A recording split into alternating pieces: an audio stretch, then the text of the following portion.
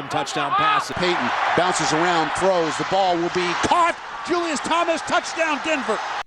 What's up, guys? On this episode of Beyond the Sport, I'm going to be breaking down the MLB's most recent proposition for a format in which the season can find a way to begin and they can try and go back to playing baseball ever since, of course, the cancellation of spring training and the postponement of the regular season and opening day as a result of COVID-19 and the coronavirus outbreak.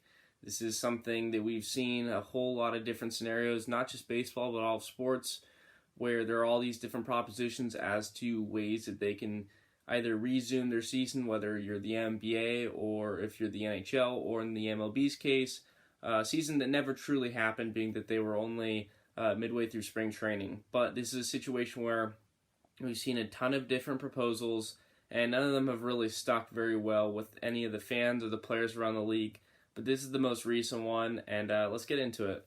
In this proposal, the MLB is going to have the players go over to their respective leagues as far as spring training goes. Of course, you have the Cactus League over there in Arizona, and you have the Grapefruit League over in Florida. So pretty much the plan in place is going to involve the players getting tested regularly, of course, initially to see who is tested negative for the virus so that they know that the guys are good to go, they're in good health, and they can make sure there's no risk of spreading the disease, which is something that they're going to make of the utmost important. They know that the number one goal is, in this scenario, should it happen, they wouldn't want anyone to potentially put any other lives in risk. The players would actually be staying in their hotels, and they wouldn't really be allowed to go anywhere else, besides, of course, getting on the team buses to head over to the park to play baseball games, because that's where they would be playing. They would be at their spring training parks, of course, and they would not be allowed to be with any other family members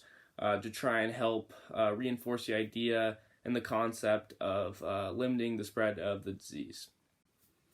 And the biggest impact of this proposal is hands down the scheduling as to which teams are going to play who, and that is because the way that this is set up is the whole concept of this is so that you stay in that select area. So if you're over in the Cactus League, you're going to be playing against the other 14 opponents that you typically would play in spring training, which they saw, of course, before the cancellation of spring training and the postponement of the actual regular season. And if you're over there in the Grapefruit League, the same thing goes for you, but you're over there in Florida. So the whole concept would completely scratch divisional play. So instead of your typical divisional rivals, you're going to be getting placed among other teams as best that they could based on who you're able to play as far as spring training goes. As far as the schedule that you would typically see for spring training, that's essentially what they're applying here. So if you were a team like the A's in the AL West, you're not going to be playing the Houston Astros as they're in the Grapefruit League.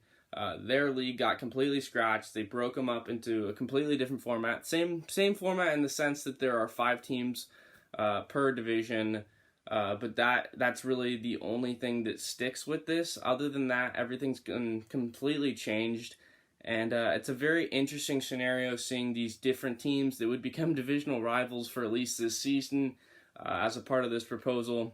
So that's the biggest thing. If you have a schedule that you were watching, you had your eye on a couple games, you circled, booked on your calendar that you're looking to go to the park for, you can cancel those plans because that's not going to be the case if this proposal was to be in full effect.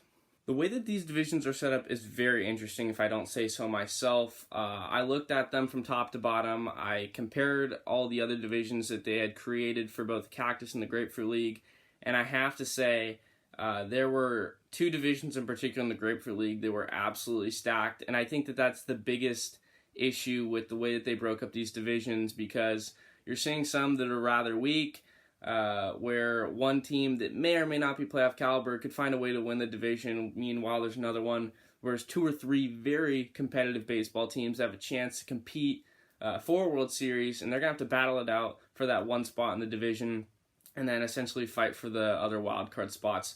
So I think that this proposal is very unique. They're trying to make the most of the situation, of course, but I think that that's pretty problematic. That's the way I look at it, at least. I'm sure most can agree. It's very unbalanced, and I think that it's a difficult thing to change, to alter in a way that it would be more fair and the way that it's set up. But I think that that's the biggest thing, and that's why this is going to be a no-go ultimately. And another thing that was not mentioned in the reports, or at least from what I read into, was a very vivid plan as far as what they're going to do with the minor league players from single A all the way to triple A. Because of course the plan in place is to figure out the MLB season, because in their eyes that's the most important, that's going to generate the most money, that's what the fans are looking for. It makes a lot of sense, but you have to take into account that there's all these other minor league guys.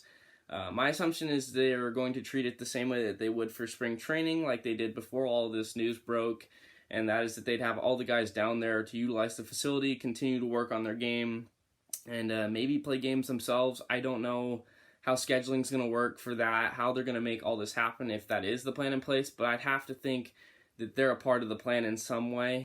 Even if they don't really have a great concept in place for those guys to be a part of this plan, I would assume that they have to be, because that's too significant not to. I'm assuming that they're going to find a way to make it all happen if this was to occur, but ultimately it just does not look very realistic, unfortunately. Yeah, that's right. You heard it from me. My opinion on this is it's not going to end up happening. So you may ask, well, what's the point of this video then? It seems kind of pointless. Well, I get why you'd maybe think that, but this is such a big proposal. And what I mean by that, I guess to put it into better terminology, is that this is a significant plan in place. The Athletic had posted this. There's a lot of key baseball figures around the league that look at this as a potential idea. Obviously, they're trying to do anything that they can to make this season happen, which I can appreciate as a baseball fan. I'm sure all of you can as well, but I just don't think it's very realistic. I applaud them for attempting to make something like this occur, and exploring all the options is always the right way to go about it, as long as you're keeping everyone safe and there's no one being put at risk through a situation like this one, as you don't want to rush back too soon, of course. But I just think the logistics don't quite match up. I think there's too many unknown variables, and I think as significant it is and as important it is that they do find a way to get back to the field. I think that this is one of those scenarios that just is not very realistic, to be quite honest with you. And as nice as it would be to see baseball return, I just don't see it happening. Let me know what you think about it in the comments. What kind of proposals you would change, what you think should be put in place, or any way that they can really alter this so that it'll satisfy a majority of the population of the people around the world of baseball. Because as of right now, I think it's a valiant effort. It's just simply not going to be enough. Thanks again for watching another Beyond the Sport video here on YouTube.